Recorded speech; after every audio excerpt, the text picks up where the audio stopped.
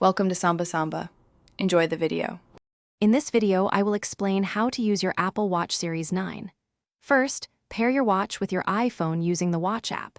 Then, personalize your watch face to show information important to you. Learn to navigate the interface with the digital crown and side button.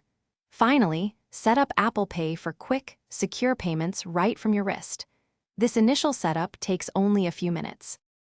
Your Apple Watch is a powerful health companion. Track your daily movement with the 3 activity rings, aiming to close them each day. Monitor your heart rate continuously and during exercise. Use the Blood Oxygen app for on-demand measurements, typically taking 15 seconds.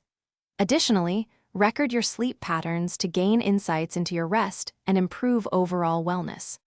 Stay connected effortlessly with your Apple Watch. Receive and respond to notifications instantly, right from your wrist. You can make and answer calls using the built-in microphone and speaker.